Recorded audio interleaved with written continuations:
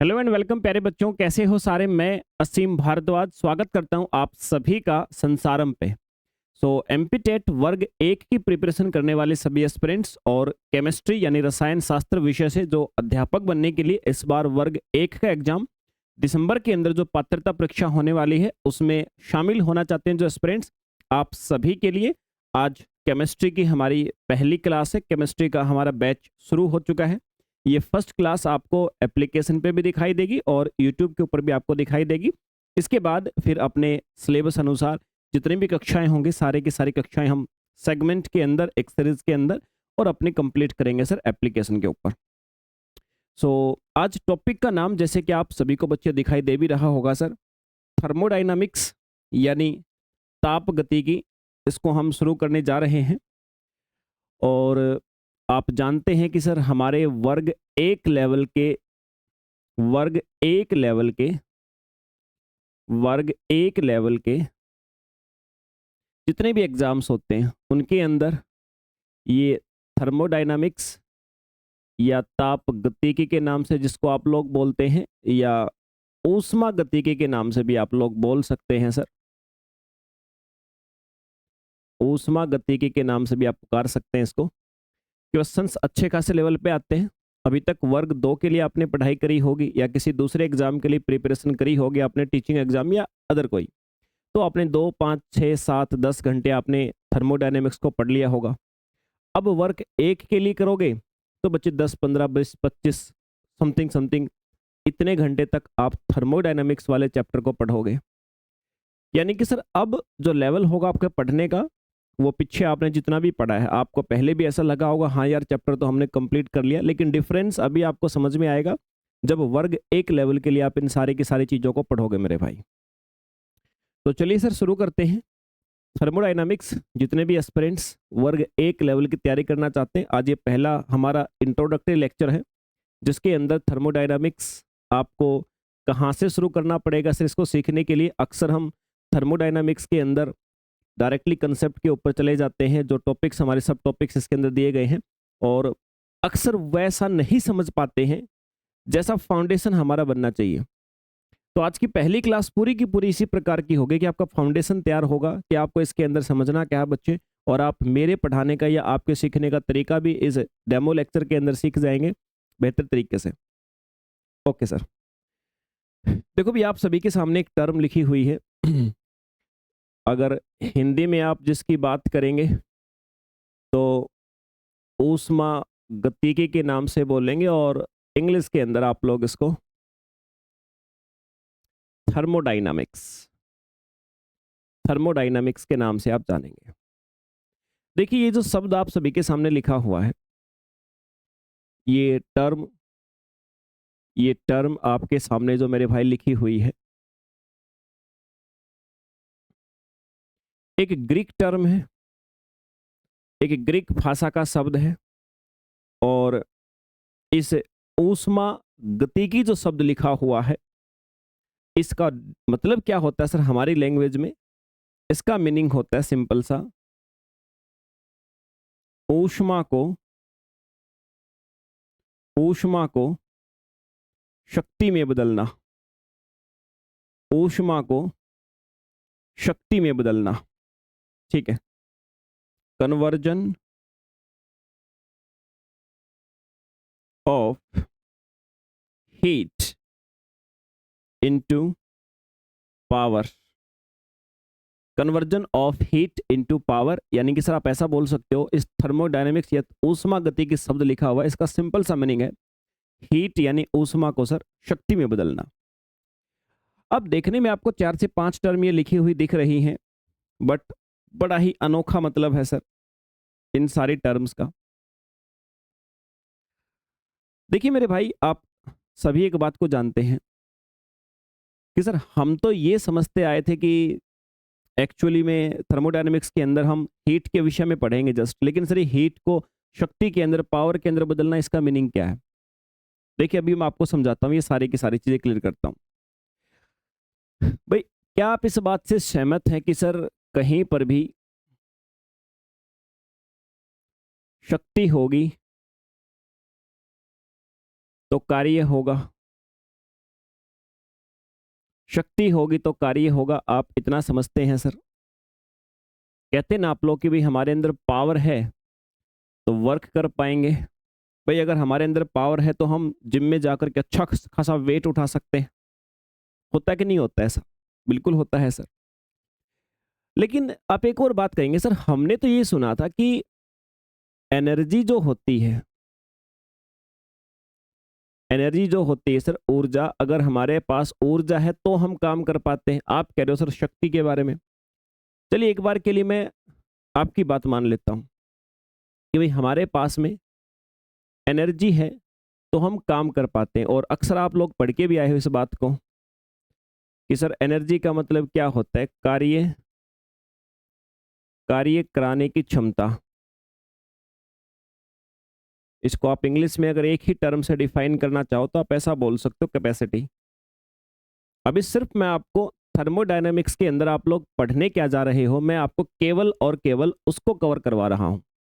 अभी मैंने कोई भी थर्मोडायनामिक्स से रिलेटेड कोई भी टॉपिक शुरू नहीं किया है, लेकिन आप पढ़ेंगे क्या, पहले आपका उद्देश्य यहाँ पर क्लियर होना चाहिए। और आज की क्लास जितना भी टाइम लगेगा इस कक्षा के अंदर सिर्फ मैं आपको थर्मोडायनामिक्स, और थर्मोडायनामिक्स सीखना आपको शुरू करना है तो पहले आपको कौन से टर्म्स के बारे में ज्ञान होना चाहिए, वो टर्म्स आपके ब्रेन के अंदर आज मैं सेट कर दूंगा। क्योंकि उसके बाद तो फिर से हमारे एज यूजुअल जैसे कंसेप्ट आप लोग किताबों के अंदर लिखे हुए देखते हो वही हमारे हो जाएंगे, है ना। तो सर हमने कहा एनर्जी, एनर्जी क्या होती है सर? कार्य कराने की कैपेसिटी है। अगर एनर्जी कहीं पर नहीं है तो हम काम भी नहीं कर सकते हैं सर। और पावर जो शब्द मैंने लिखा है इसका मतलब क्या है? पावर का मतलब होता है, पावर का मतलब है इस एनर्जी को, इस एनर्जी को सही तरीके से खर्चना, सही तरीके से खर्च करना। अभी आप चिंता मत करें, अभी आप उस लेवल के वैज्ञानिक बनने की कोशिश मत करना। अभी आपने फिजिक्स में कुछ पढ़ा होगा पावर के बारे में, और कभी यहाँ पर आ जाओ और अपने विचार देना शुरू कर दो कि सर हमने तो पावर सुना था सर, वर्क बाय टाइम होता है। भाई मुझे भी पता है, और हम पहुंचेंगे हर चीज तक, हर कंक्लूजन तक पहुंचेंगे, लेकिन रटी रटाई बात फिर से नहीं उठाएंगे। बहुत हो चुका है कि रट के पढ़ चुके हैं। अब जो फाइनल कंक्लूजन है वहां तक पहुंचा जरूर जाएगा, लेकिन इसे रट के नहीं जाया जाएगा, उसी रास्ते से जाया जाएगा जिस रास्ते से वैज्ञानिक पहुंचे थे और हमें उन्होंने ज्ञान प्रदान किया था। अभी के लिए मैंने बोल दिया कि भाई एनर्जी तो है। अच्छा मेरे भाई एक चीज बताओ, मैं आज पूरा दिन से मैंने मिल्क पिया, मैंने प्रोटीन शेक पिया, मैंने पूरे दिन से सर खाना खाया पेट भर के, काजू बादाम किशमिश खाए, मेरी बॉडी के अंदर बहुत सारी एनर्जी है, लेकिन सर क्या मैं एक बॉडी बिल्डर को, एक पहलवान को हरा पाऊंगा? नहीं सर आप कहेंगे। लेकिन मैं कहूँ सुनो भाई मुझे नहीं पता मैंने क्या खाया है, मेरे अंदर पावर बहुत है। फिर आप कहोगे सर हाँ अब हो सकता है। यानी पावर भी तभी होगी जब एनर्जी होगी। उस एनर्जी को खर्च करना, उस एनर्जी को खर्च हमें करने का जो तरीका है एक प्रकार से वो लगा लीजिए पावर होता है। तो कहीं ना कहीं जो थर्मोडायनामिक्स शब्द का मतलब था कि ऊष्मा को शक्ति में बदलना, तो ऊर्जा तो है ना सर बीच में, शक्ति भी तो एनर्जी पे डिपेंड कर रही है। एनर्जी अकेला कुछ नहीं कर सकती सर, उस एनर्जी को आप खर्च किस तरीके से कर रहे हो वो डिपेंड करेगी सर आपका। तो फिर से मैं एक बार सारी बातों को, सारे शब्दों को एक बार आप सभी के सामने क्लियर कर देता हूं कि मेरे भाई थर्मोडायनामिक्स जो टर्म है उसका मतलब है सर ऊष्मा को, यानी हीट को पावर में बदलना, शक्ति में बदलना। शक्ति में तब बदलेगी कोई चीज जब एनर्जी होगी। तो एनर्जी तो चाहिए सर, क्योंकि काम तभी होगा जब हमारे पास एनर्जी होगी, और एनर्जी को सही तरीके से खर्च करेंगे तभी तो काम होगा सर। और एनर्जी को सही तरीके से, एक निश्चित तरीके से खर्च करना ही पावर होता है। अभी प्रॉपर पावर की डेफिनेशन यहाँ पर आप मुझसे प्राप्त करने की कोशिश मत करना, लेकिन जब सही समय आएगा ना तब मैं आपको उस पर भी कंसंट्रेट करूंगा। अभी मैं कंसंट्रेट आपको किस पे कर रहा हूँ? थर्मोडायनामिक्स के ऊपर। और मेरी कंक्लूजन ये कहती है कि थर्मोडायनामिक्स के अंतर्गत आपको एनर्जी की आवश्यकता तो होगी, उसके बिना काम आप नहीं कर सकते हो। एनर्जी को एक निश्चित तरीके से, एक ठीक तरीके से खर्च करोगे तो उसको पावर कहा जाता है, इतना समझ लो। इसलिए ऊष्मा गति की जो आपका सब्जेक्ट है उसका मतलब है ऊष्मा को शक्ति में बदलना, यानी ऊष्मा को ऐसे रूप में बदलना, ऐसी ऊर्जा में बदलना जो कोई काम कर सके। ओके सर, धीरे धीरे बेस बनेगा भाई। देखो एज यूजुअल जो आप तरीका पढ़ते आ रहे हो उसी तरीके से पढ़ाऊंगा तो आपको अच्छा जरूर लगेगा। क्योंकि आप ये सारी बातें पहले से जानते हो, एनर्जी जानते हो, पावर जानते हो। लेकिन मेरे भाई अगर कंसेप्ट आपको मैं इस लेवल पे ले जाने की कोशिश करूंगी, वर्ग 1 का अध्यापक बनने की क्षमताएं आपके अंदर विकसित हो, तो देखकर थोड़ा सा तो बुद्धि फिर आपको भी खोलनी पड़ेगी। ट्रेडिशनल मेथड से थोड़ा सा हटके आपको जरूर सीखना पड़ेगा। Okay sir. अब मैंने ये जो टर्म लिखी है आपके सामने, एनर्जी, एनर्जी। अब ये एनर्जी तो सर कई प्रकार की हो सकती है। एनर्जी के बारे में हमने सुना है, इलेक्ट्रिक एनर्जी होती है सर, विद्युत ऊर्जा होती है, केमिकल एनर्जी होती है सर, रासायनिक ऊर्जा जिसको आप बोल सकते हो, काइनेटिक एनर्जी होती है सर, पोटेंशियल एनर्जी भी आप सुनते हो, मैकेनिकल एनर्जी यानी यांत्रिक ऊर्जा, ये भी शब्द सुनते हो। ठीक है, लेटेंट हीट सुनते हो, स्पेसिफिक हीट, बहुत सारी टर्म सुनते हो। बहुत सारी प्रकार की एनर्जी होती है मेरे भाई। और जब भी आप कोई केमिकल या फिजिकल चेंज करते हो, दुनिया में दो प्रकार के चेंज होते हैं मेरे भाई। एक केमिकल चेंज बोल सकते हैं आप, एक फिजिकल चेंज कह सकते हैं। यानी जब भी आप कोई रासायनिक या कोई भौतिक परिवर्तन करते हो, कोई भौतिक परिवर्तन करते हो किसी भी ऑब्जेक्ट के अंदर, अभी के लिए मैं ऑब्जेक्ट शब्द यूज कर रहा हूं, उसके बाद में ऑब्जेक्ट शब्द जो है ये सिस्टम के नाम से जाना जाएगा, लेकिन सिस्टम पहले मैं समझाऊंगा, तब आपके ऊपर सिस्टम शब्द का प्रयोग करना शुरू करूंगा। अभी सिस्टम शब्द का प्रयोग नहीं करूंगा, क्योंकि छोटी छोटी ऐसी टर्म्स होती हैं, अगर आपके दिमाग में एक बार गलत डेफिनेशन बैठ गई तो फिर बाकी कंसेप्ट जब सीखने का समय आएगा तब उलझ के रह जाओगे मेरे भाई। तो कोई भी मेरे भाई केमिकल या फिजिकल चेंज हो रहा है, उस केमिकल या फिजिकल चेंज में आपको नहीं लगता कि सर आपने जितनी एनर्जी बताई है ना, कोई इलेक्ट्रिकल एनर्जी है, कोई रासायनिक ऊर्जा है, कोई गतिज ऊर्जा, कोई स्थितिज ऊर्जा, कोई यांत्रिक ऊर्जा, कोई आपका गुप्त ऊष्मा है, और कोई आपके पास में विशिष्ट ऊर्जा है। तो कोई भी चाहे केमिकल चेंज हो किसी चीज के अंदर, चाहे फिजिकल चेंज हो, दोनों ही परिवर्तन, केमिकल चेंज का मतलब होता है किसी चीज के अंदर परिवर्तन होना। जैसे आपका रबड़ को जला दो, जलाने के बाद रबड़ के अंदर की चीजें जल के एक नई चीज बन जाती है। लकड़ी को जला दो, जलाने के बाद एक नई चीज बनती है। इनको केमिकल चेंज कहा जाता है। यानी जब किसी चीज को परिवर्तन करने पे नई चीज बने। भौतिक परिवर्तन क्या होता है भाई, किसी चीज की स्टेट को चेंज कर दो, जैसे वाटर से आइस बना दो, रहेगा तो H2O ही, कुछ और थोड़ी बन जाएगा। लोहे को पिघला दो, चाहे सॉलिड फॉर्म में ले आओ, रहेगा तो आयरन ही। ये भौतिक चेंज होते हैं, फिजिकल चेंज। तो किसी भी चीज के अंदर आप फिजिकल चेंज करो चाहे केमिकल चेंज करो, एक्चुअली में आप क्या करते हो, एक्चुअली में आप एक ही तो काम करते हो sir, change in form of energy. जब भी कोई परिवर्तन करते हो तो ऊर्जा का रूप परिवर्तित होता है, ऊर्जा का रूप परिवर्तित होता है सर, एनर्जी की फॉर्म में चेंज होता है। कोई भी फिजिकल चेंज करो चाहे केमिकल चेंज करो, एक्चुअल में सर एनर्जी की कोई ना कोई फॉर्म चेंज हो रही है। किसी केमिकल को जला रहे हो तो केमिकल एनर्जी से आप लाइट एनर्जी, हीट के अंदर कन्वर्ट कर रहे हो। काइनेटिक एनर्जी है, आप किसी व्हीकल को दौड़ा रहे हो, कोई व्हीकल दौड़ रहा है, उसके अंदर स्पीड है, गति है, यानी काइनेटिक एनर्जी है। तो काइनेटिक एनर्जी जब सड़क के साथ में पहिए घिसेंगे तो सर हीट भी उत्पन्न होती है। देखो आप टायर्स गर्म हो जाते हैं। तो आप कोई भी चेंज कर रहे हो, एक्चुअल में हम इस यूनिवर्स के अंदर कर एक ही काम कर रहे हैं। हम काम कर रहे हैं सर, उसकी एनर्जी जो है उसको परिवर्तित कर रहे हैं, एक फॉर्म से एनर्जी है दूसरी फॉर्म में कन्वर्ट कर रहे हैं। अभी बहुत ज़्यादा मैं आपको एनर्जी, केमिकल चेंज क्या होते हैं, फिजिकल चेंज, मैं इसके ऊपर नहीं आऊँगा। अभी हम रहेंगे तो थर्मोडायनामिक्स टॉपिक के ऊपर, लेकिन ये चीज़ें बता क्यों रहा हूँ, अभी थोड़ी देर में इसका कंक्लूजन आप सभी के सामने आने वाला है। इतनी बात समझ में आ गई आपको? डिफरेंट डिफरेंट टाइप की हमारे पास एनर्जी होती है सर, उन्हीं के अंदर चेंज होते हैं, चाहे आप दुनिया में कुछ भी काम कर लो। Okay sir. तो मेरे भाई ये जो एनर्जी की फॉर्म में चेंज होते हैं, आप कोई केमिकल प्रोसेस करो या फिजिकल प्रोसेस करो, इस प्रक्रिया के अंदर जो ये एनर्जी चेंज हो रहा है, ये जो ऊर्जा में परिवर्तन हो रहा है,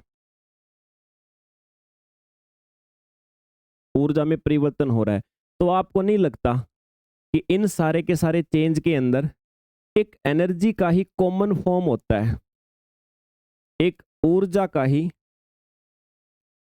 सामान्य रूप होता है जिसका नाम होता है हीट। हीट यानी ऊष्मा।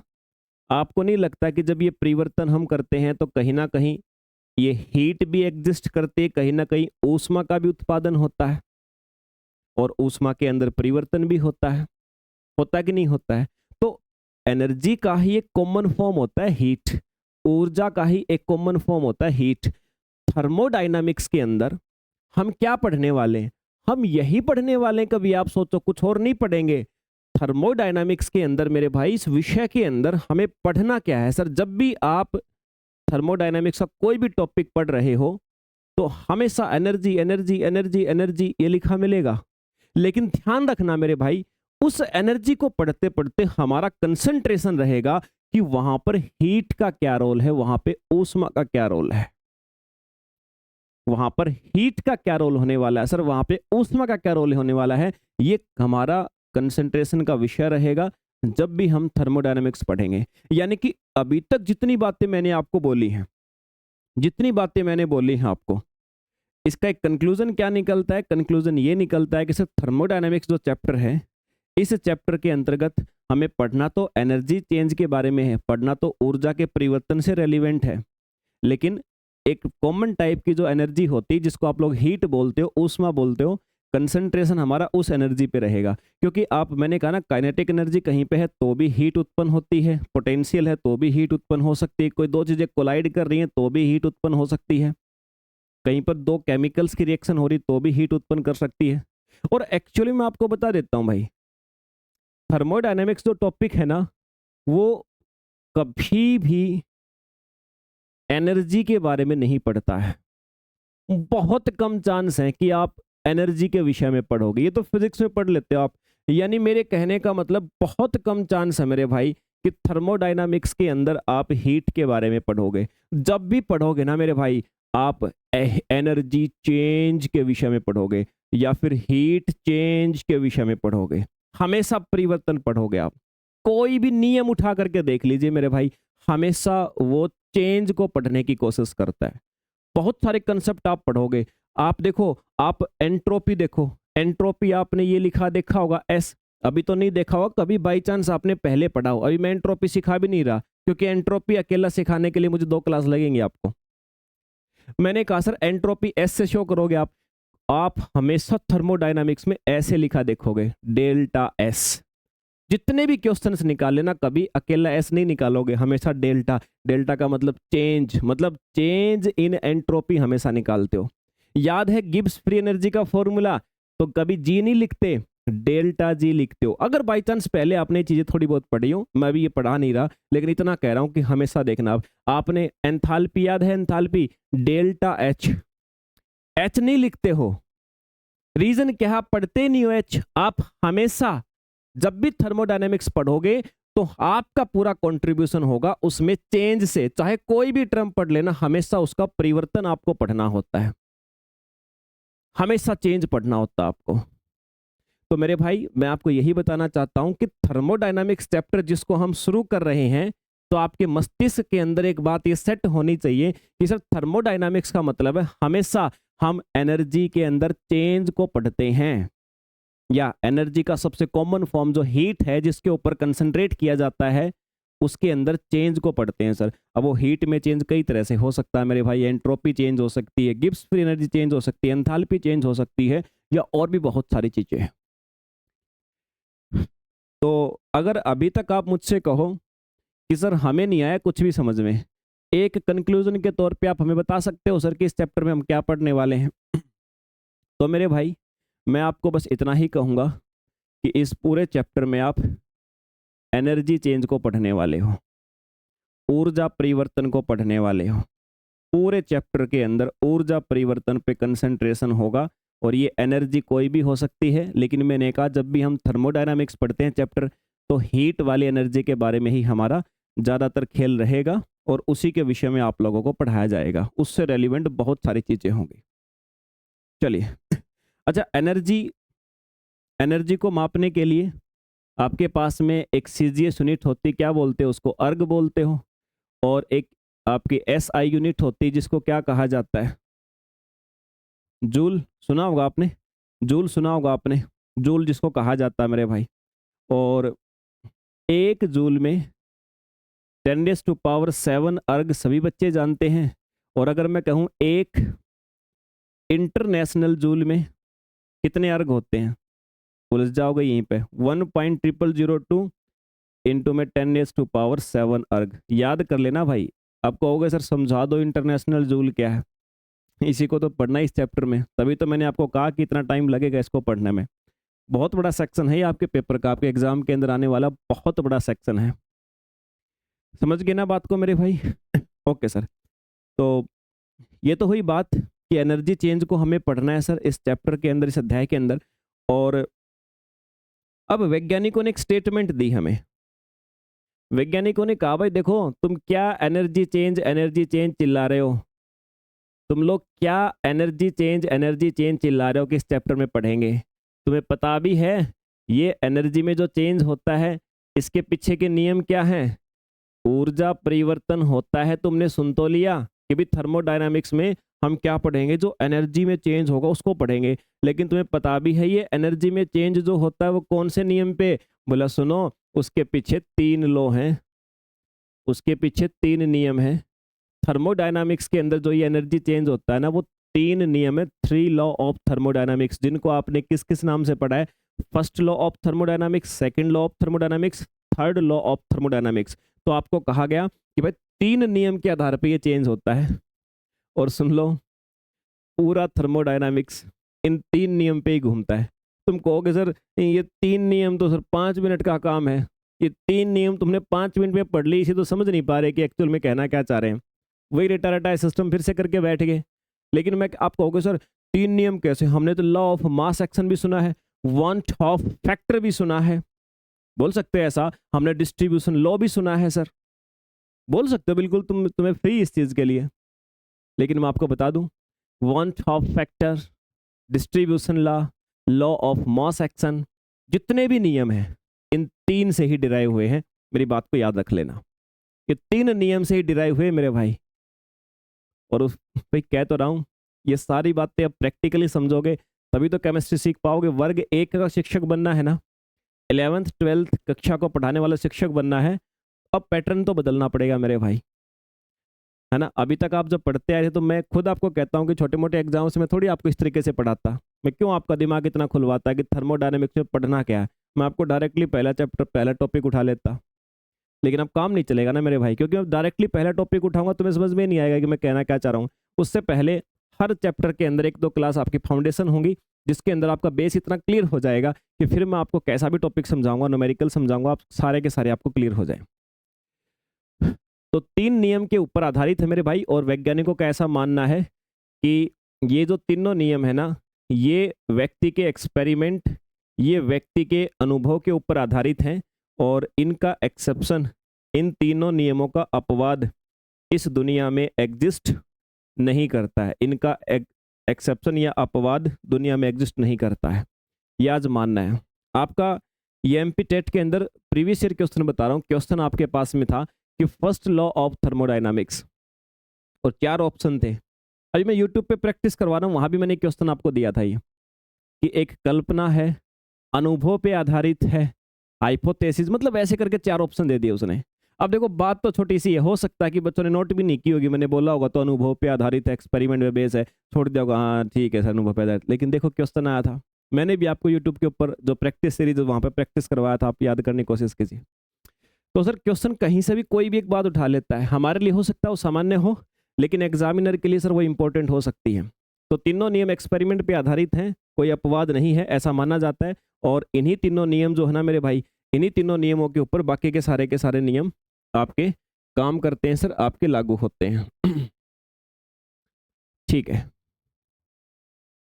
तो इसके अंदर हम चेंज को पढ़ते हैं, एनर्जी में चेंज।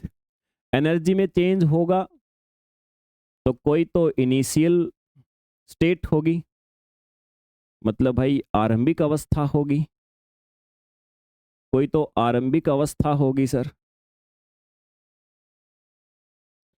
और कोई फाइनल स्टेट भी होगी, किसी भी चीज़ की हो सकती है ये। अभी वो चीज़ तो हम नहीं पढ़ रहे, वो तो चैप्टर में पढ़ेंगे।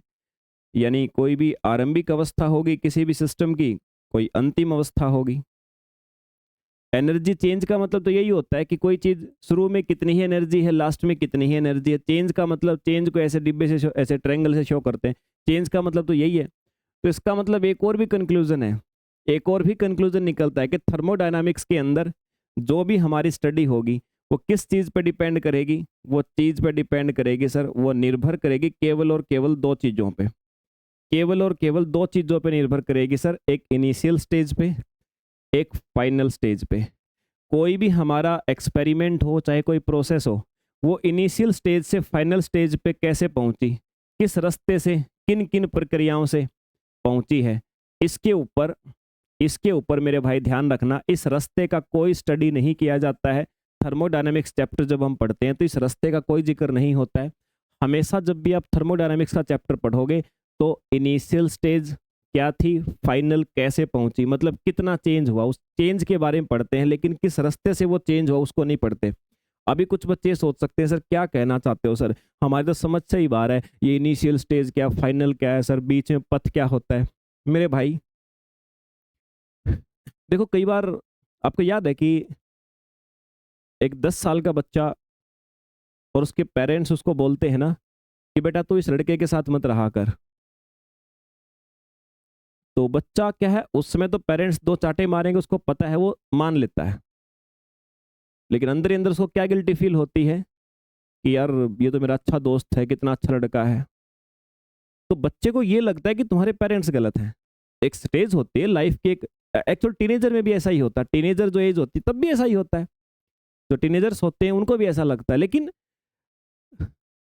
उनको आप उस समय समझाओ तो समझ में भी नहीं आएगा। समझ में क्यों नहीं आता? क्योंकि उनका ज्ञान अधूरा है अभी दुनिया के बारे में, अभी दुनिया के बारे में उनका ज्ञान अधूरा है। इसलिए उस समय आप समझाओगे ना सही गलत, तो मे भी वो ना समझ पाए जैसा पेरेंट्स समझते हैं। लेकिन सर उससे एक समय आएगा ना जब पेरेंट्स को ज्यादा बोलना भी नहीं पड़ेगा और वो समझ जाएंगे कि हाँ उस समय भी तुम्हारे पेरेंट्स ने, मतलब आज तुम भी देखो जो बच्चे 30-35 साल के आसपास, 25 साल के आसपास हो गए, तो हो सकता है आज से 10 साल पहले तुम्हारे पेरेंट्स ने कुछ कहा, तुम्हें बुरा लगाओ, लेकिन आज उस बात को समझ पा रहे होगे कि ऐसा क्यों हुआ था। यही चीजें हैं, जब आप पढ़ाई करते हो ना तो कुछ चीजें मेरे भाई ऐसी हो सकती हैं कि जहां पे आपको ऐसा लगे कि यहां तो मुझे ये पूरी समझ में नहीं आई, लेकिन इतना समझ में आएगा, सर ने बताया कि आरंभिक अवस्था और अंतिम अवस्था के बारे में पढ़ते हैं, उनके चेंज के बारे में पढ़ते हैं, लेकिन किस रास्ते से वो चेंज हुए उसके बारे में समझ में नहीं आया सर, रास्ता क्या होता है। तो फिर कहीं आपको भी नहीं लगता ऐसा कि कुछ समय के बाद ये चीज समझाने के लिए भी मैं हूं, जैसे टीनेजर्स को 5-10 साल में दुनिया समझा देती है ना कि सही क्या गलत क्या, अनुभव समझा देते हैं, तो आपको नहीं लगता कि ये चीज समझाने के लिए भी पूरा चैप्टर बचा हुआ है। तो यही मैं आपको कहना चाहता हूं कि हर पॉइंट के ऊपर ओवर एनालाइज नहीं होना चाहिए। अगर वो करोगे ना तो औकात से बाहर के डाउट क्रिएट हो जाएंगे आपके अंदर, औकात से बाहर के डाउट क्रिएट होंगे, फिर आप साइंस नहीं समझ पाओगे। तो विज्ञान को आपने, या अभी हम केमिस्ट्री जो सेगमेंट पढ़ रहे हैं, इसको आपने इस तरह से लेना है कि स्टेप बाय स्टेप दो चीजें यहां पर सीखी हैं, तो इतना भी अनुमान रखो कि इसके अंदर जो चीजें आपको अभी शॉर्टली हमने करी है उनको एक्सप्लेनेटरी तरीके से भी आएगा, लेकिन सर अपने समय पे आएगा, कंसेप्ट के साथ आएगा। तो अभी के लिए इतने बात याद रखना। और ये बात मैंने यहां क्यों बोली, अभी तो मैं आपको थर्मोडायनामिक्स की विशेषताएं बता रहा हूं, अभी तो मैं आपको थर्मोडायनामिक्स जो चैप्टर हमारा है सर उसकी केवल और केवल विशेषताएं बता रहा हूं। तो विशेषता मैंने बताई है कि थर्मोडायनामिक्स में जो आप स्टडी करते हो तो उसमें आप किसी भी सिस्टम, अभी समझाऊंगा सिस्टम क्या होते हैं, उसकी इनिशियल स्टेज क्या थी, फाइनल क्या है, उसके चेंज के बारे में पढ़ते हो, लेकिन वो चेंज कैसे हुआ है, किस किस रास्ते से हुआ है, उसके बारे में नहीं पढ़ते हो। अब एग्जाम के अंदर सर कई बार आ जाता है क्वेश्चन कि थर्मोडायनामिक्स के अंदर निम्नलिखित में से कौन सी बात सही है, ऐसे ही 4 ऑप्शन डाल देगा उलझाने के लिए। तो एटलीस्ट एक बार पता तो हो, और बाकी इनकी स्टडी हम करेंगे सर इस पूरे चैप्टर के अंदर। ओके सर, तो उम्मीद करता हूँ इतनी सी बात आपको समझ में आ गई सर। ये थर्मोडायनामिक्स जो हमारा चैप्टर है इसके विषय में आपको इंट्रोडक्शन के तौर पे इतना तो समझ में आ गया होगा। और याद रखना मेरे बच्चे, ये थर्मोडायनामिक्स के जितने भी नियम हैं सर, मैंने कहा इनका कोई भी अपवाद नहीं है। थर्मोडायनामिक्स के जितने भी नियम हैं ये सारे के सारे मैक्रोस्कोपिक पार्टिकल्स पे लागू होते हैं, मैक्रोस्कोपिक पार्टिकल्स पे लागू होते हैं। ठीक है, मतलब स्थूल स्थूल तंत्र कह सकते हो, स्थूल सिस्टम कह सकते हो, उन पे लागू होते हैं। मतलब आपने अगर किसी बर्तन के अंदर एक सॉल्यूशन ले लिया, तो उस सॉल्यूशन के अंदर हम नहीं पढ़ेंगे कि उसका एक मॉलिक्यूल कैसा बिहेव कर रहा है, उसका एक एटम क्या व्यवहार कर रहा है, नहीं कर रहे। स्थूल का मतलब होता है हम पूरे सॉल्यूशन को कंसिडर करते हैं कि पूरा सॉल्यूशन क्या कर रहा है, हीट छोड़ रहा है कि हीट ले रहा है, कि प्रेशर क्रिएट कर रहा है, कि हम प्रेशर डालते हैं तो इस सॉल्यूशन में क्या चेंज आ रहे हैं। हम पूरा सिस्टम, हम पूरा सॉल्यूशन लेकर के पढ़ते हैं। मैक्रोस्कोपिक मतलब बड़े स्तर की स्टडी होती है। थर्मोडायनामिक्स में माइक्रोस्कोपिक स्टडी नहीं होती है, ध्यान रखना, इसमें मैक्रोस्कोपिक स्टडी हमारे द्वारा की जाती है सर। मतलब अगर कोई गैस है तो गैस का एक मॉलिक्यूल नहीं पढ़ते, पूरी होल गैस मॉलिक्यूल्स के ग्रुप की स्टडी करते हैं हम। ये भी एक विशेषता होती है ना। चलिए सर, ये पेपर में क्वेश्चन आया था, लेकिन वहां पे ऐसा लिखा था कि थर्मोडायनामिक्स की लिमिटेशन, सीमा क्या है, सीमा मतलब कमी क्या है। कमी ये है, हम थर्मोडायनामिक्स में केवल और केवल पूरे सॉल्यूशन का अध्ययन करते हैं, उसके एक एक मॉलिक्यूल का नहीं करते हैं। उसके लिए भी अलग से चैप्टर आएंगे, चिंता मत करिए आप। ओके सर, अब हम बढ़ते हैं सर। आपको थर्मोडायनामिक्स की जितनी बातें मैंने अभी समझाने की कोशिश करी कि सर ये है क्या, सब्जेक्ट क्या, टॉपिक क्या है, तो ये टॉपिक्स के विषय में आपको और गहन जानकारी तभी हो सकती है जब आप पहले कुछ टर्म्स को समझो कि थर्मोडायनामिक्स का पहला कंसेप्ट हम जब पढ़ेंगे तो कौन कौन सी टर्म्स का यूज होगा। तो बच्चे, पहले मैं आपको वही समझाता हूँ, आ जाइए जरा। टर्म्स,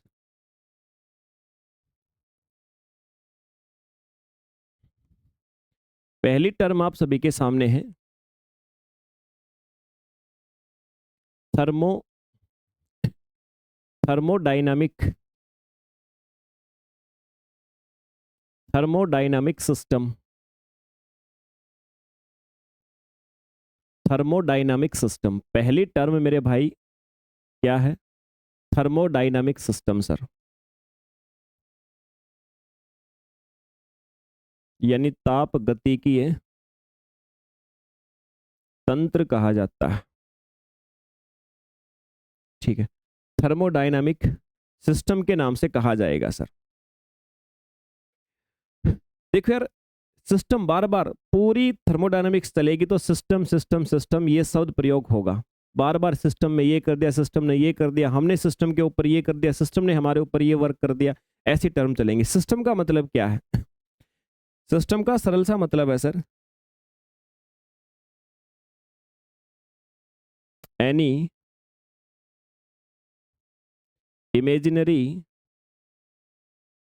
या रियल। सबसे पहले दो शब्द याद रखना, ठीक है, एनी इमेजिनरी और real part.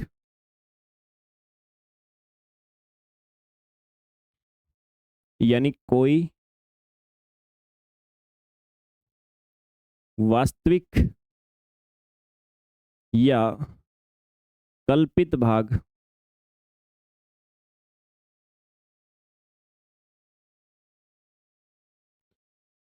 Taken for thermodynamic experiment. ऊष्मागतिकीय विचार, ऊष्मागतिकीय विचार विमर्श के लिए, विचार विमर्श के लिए जिसको लिया गया है। मतलब सिस्टम का मतलब सीधी सी बात है भाई, थर्मोडायनेमिक्स के अंदर कोई भी प्रोसेस, कोई भी प्रक्रिया, कोई भी एक्सपेरिमेंट हमें करना है तो हमने जिस चीज को उठाया है एक्सपेरिमेंट के लिए वही हमारा सिस्टम कहलाएगा। सपोज कि आपने एक बर्तन के अंदर ये वाटर और वाटर के साथ में आपने NaCl यहाँ पर लिया है। अब जो भी काम करोगे आप इसी सॉल्यूशन के ऊपर करने वाले हो, तो ये वाला जो पूरा हिस्सा आपका है जिसको आपने एक्सपेरिमेंट के लिए उठाया, उसके लिए बार बार आप एक शब्द यूज करोगे, सिस्टम। समझ में आ गई बात? थर्मोडायनामिकल सिस्टम या थर्मोडायनामिक सिस्टम का मतलब यही है कि हमें कोई भी वास्तविक या कल्पित भाग जिसे ऊष्मागतिकी के विचार विमर्श के लिए यानी एक्सपेरिमेंट के लिए चुना गया है, और ये इसके अंदर कुल मिला के दो चीज होती है, एक मैटर होता है और एक एनर्जी। दो ही चीज तो है सर। एक तो कोई ना कोई पदार्थ होगा जैसे वाटर और NaCl वगैरह, और हो सकता है ये गर्म हो तो इसके अंदर एनर्जी यानी ऊर्जा भी होगी। तो इन दोनों चीज़ों को, मैटर प्लस एनर्जी जो आपने लिया है यहाँ पर, उसको बोलते हैं थर्मोडायनामिक सिस्टम कहा जाता है सर। फिर एक दूसरी टर्म का बार बार जो प्रयोग होगा आप सभी के सामने, दूसरे शब्द का बच्चे जो आप सभी के सामने बार बार प्रयोग होगा, उसको आप लोग बोलेंगे सर सराउंडिंग।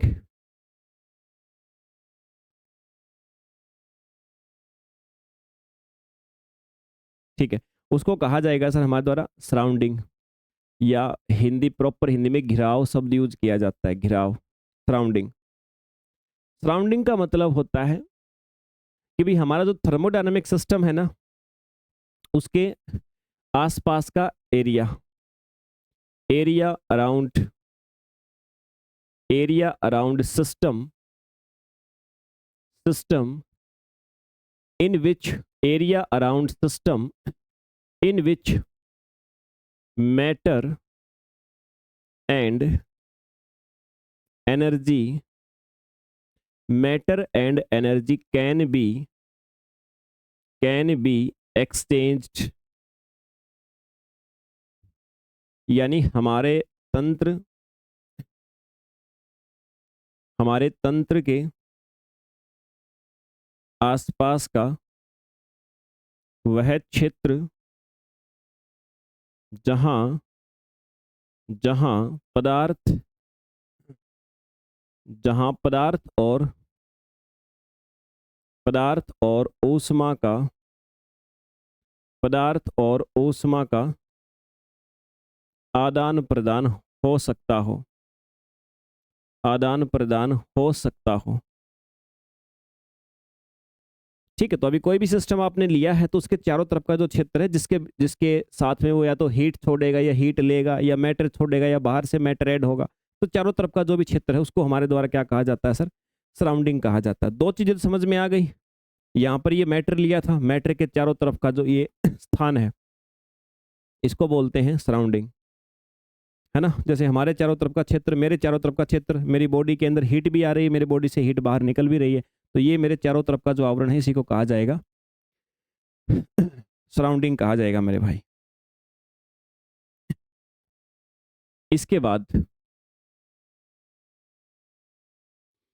तीसरी चीज, फिर अब जो आपने सिस्टम पढ़ा था ना, उस सिस्टम की टाइप आपको देखनी है। Types of system, types of system यानी कि सर तंत्र के प्रकार। अभी जो आपने सिस्टम देखा, तो इस सिस्टम के प्रकार भी आपको पहले ही पढ़ने पड़ेंगे, क्योंकि प्रकार अभी सीखोगे तब आप आगे जा करके चीजों को कंटिन्यू कर पाओगे मेरे भाई।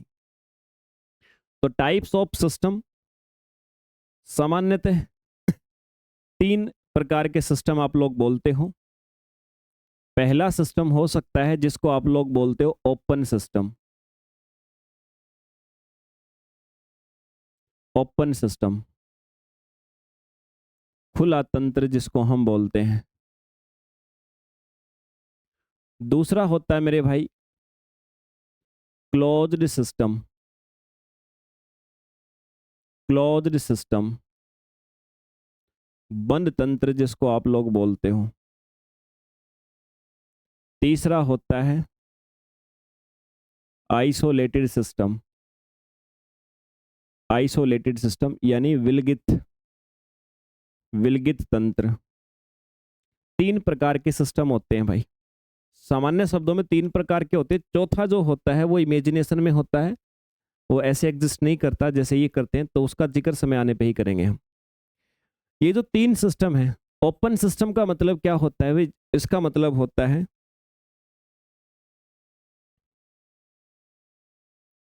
इन which matter and energy, matter and energy can B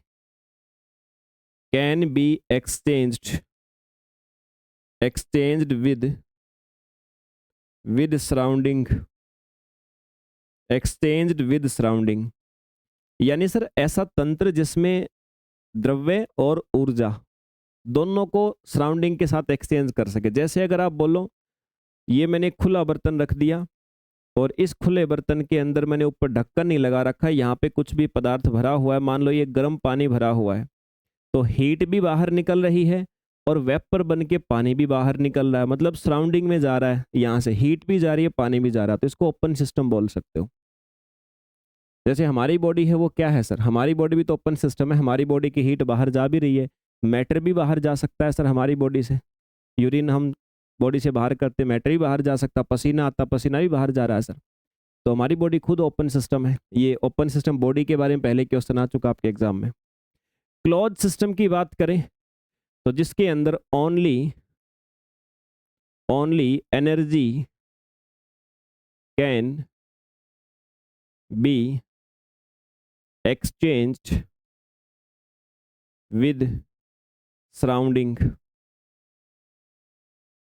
यानी जिसमें सराउंडिंग के आसपास हमारे चारों तरफ केवल एनर्जी के एक्सचेंज हो सके। अगर मैं इसको ऊपर से ढक्कन लगा दूं तो हीट अंदर से बाहर से अंदर जा सकती है, अंदर का मटेरियल नहीं जाएगा, तो ये फिर कैसा हो जाता, क्लोज सिस्टम हो जाता। यानी वह तंत्र जिसमें केवल ऊर्जा का आदान प्रदान हो सके अपने घेराव के साथ में। आइसोलेटेड का मतलब होता है no exchange of matter and energy, जिसमें न तो ऊर्जा का और न ही पदार्थ का आदान प्रदान हो सराउंडिंग के साथ, घेराव के साथ, उसको बोलेंगे आइसोलेटेड। मतलब ऐसा एक सिस्टम तैयार करते ना तो हीट बाहर जा सके। जैसे देखो कई बार आप चाय को गर्म रखने के लिए फ्लास्क आता है ना, फ्लास्क, उसमें देखो हीट भी बाहर नहीं जाती है, तो ऐसे फ्लास्क वगैरह क्या होता है, आइसोलेटेड हो सकते हैं सर। मतलब हम जब भी एक्सपेरिमेंट करेंगे ना तो इनमें से कोई ना कोई सिस्टम उठाते हैं, एक इन्हीं तीनों में से कोई ना कोई मेरे भाई एक सिस्टम को हम उठाते हैं जब भी हम अपनी केमिस्ट्री में एक्सपेरिमेंट करते हैं। तो एक्सपेरिमेंट करने के लिए जो सिस्टम लेते हैं इन्हीं में से कोई ना कोई एक टाइप का लेते हैं और फिर उसके बाद में आगे बढ़ते हैं, उसमें एक्सपेरिमेंट हम करते हैं। ठीक है, चलिए सर। उसके बाद में फिर होती हैं कुछ जो आपको समझनी है कंसेप्ट शुरू करने से पहले, macroscopic properties.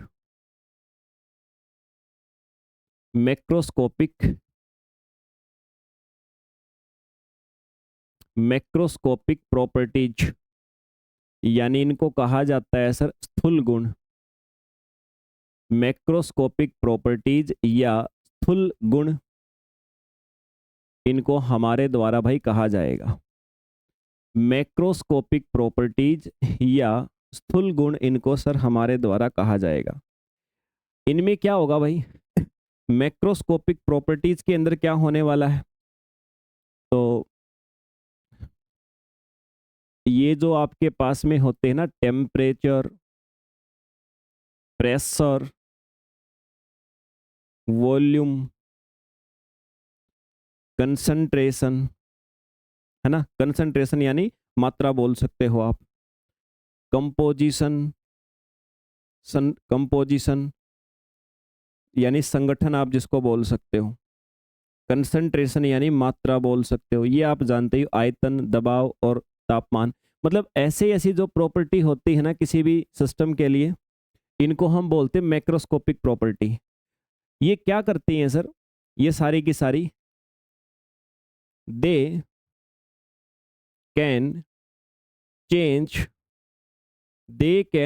The state of system.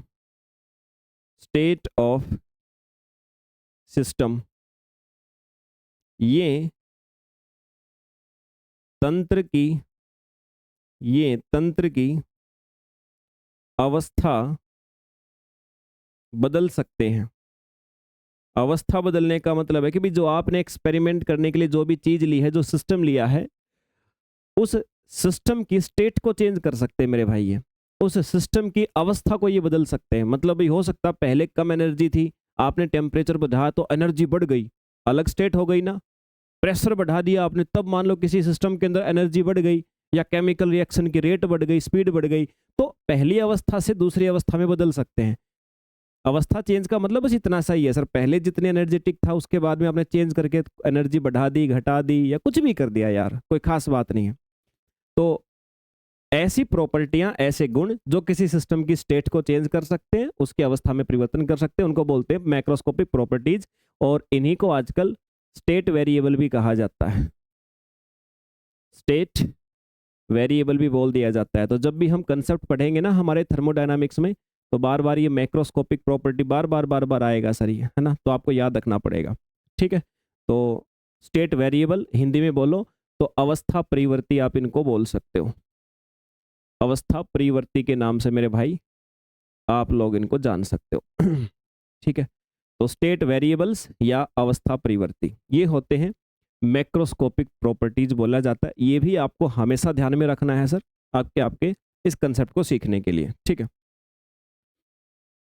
फिर एक चीज आपको जो ध्यान रखनी है, एक टर्म का और अपना यूज होगा, थर्मोडायनामिक इक्विलिब्रियम, थर्मोडायनामिक इक्विलिब्रियम, ऊष्मा गतिकीय, ऊष्मा गतिकीय साम्यावस्था, ऊष्मा गतिकीय साम्यावस्था जिसको हमारे द्वारा सर बोला जाएगा। ठीक है, ऊष्मा गतिकीय साम्यावस्था के नाम से जिसको हमारे द्वारा सर कहा जाएगा।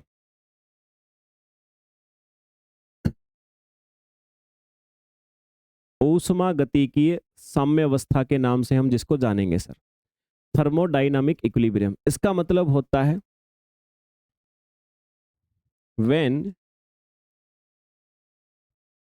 when macroscopic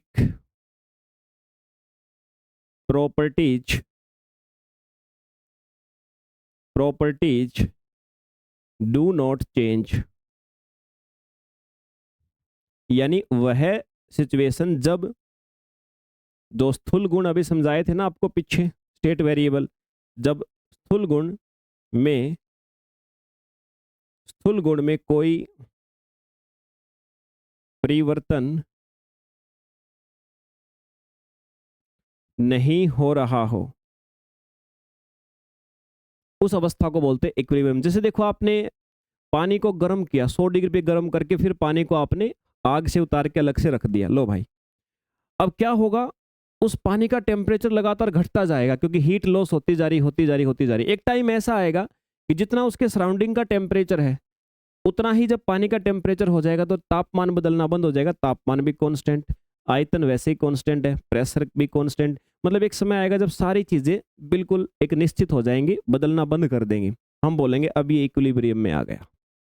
तो साम्यावस्था का मतलब होता है सर जब ये मैक्रोस्कोपिक प्रॉपर्टीज होती है ना, जब ये ऊष्मा गतिकीय जो गुण होते हैं ये सारे के सारे सर क्या कर दें, ये बदलना बंद कर दें मेरे भाई, इनमें चेंज होना, इनमें परिवर्तन होना क्या हो जाए सर, बंद हो जाए, उस अवस्था को बोलते हैं थर्मोडायनामिक इक्विलिब्रियम।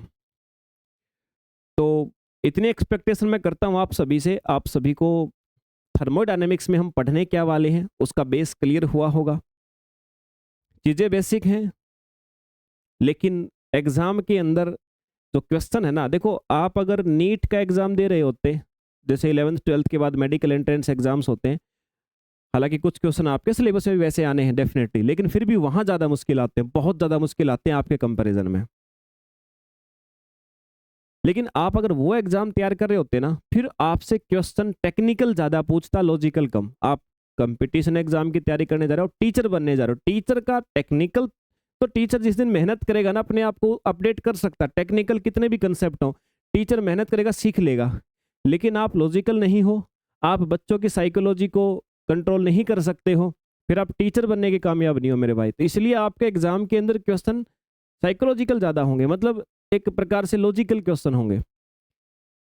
टेक्निकल तो मेहनत पर डिपेंड करता है सर, आप एक साल लगातार मेहनत करो, आप क्या ऐसा कंसेप्ट है जो आप नहीं सीख सकते। आज सोशल मीडिया के टाइम पे इतने सारे सोर्स हमारे पास, लेकिन टीचर के पास लॉजिक खुद के होते हैं, वो हैं, तो आप क्वेश्चन सोल्व कर लोगे। तो ये जो आसान आसान बातें भी आपने पढ़ी हैं, इनमें से भी आपसे ऐसे लॉजिकल बातें निकाल लेगा। खैर हम जो एमसीक्यू प्रैक्टिस सेशन इसके डिटेल में लाएंगे, उनमें आप लोग वो सारी की सारी चीज़ें भी सीख जाओगे तो दिक्कत नहीं होगी। ठीक है, तो बच्चे ये थर्मोडायनामिक इक्विलिब्रियम मैंने बताया।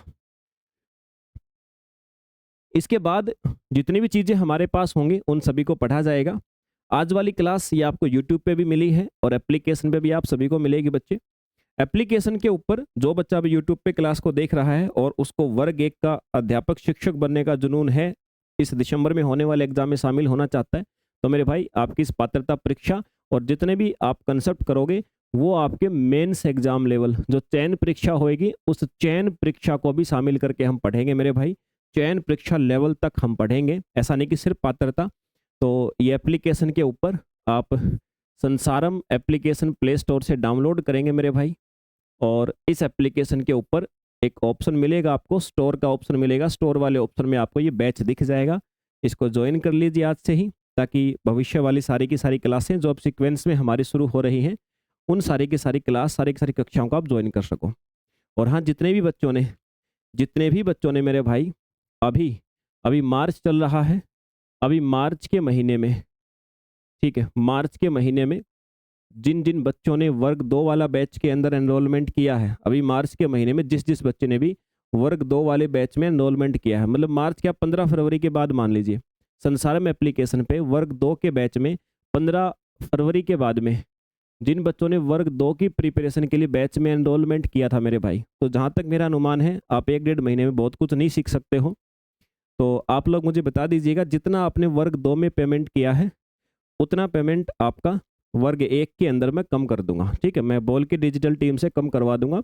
मैंने पहले ही बच्चों को बोला था कि आप लोग ठीक है 1-1.5 महीने के लिए तो क्या ही सीख पाओगे, आप मेरे से इतने बड़े सिलेबस हैं, लेकिन फिर भी आपको लगता है कि आप मेहनत कर लेंगे तो आप एनरोलमेंट कर लो।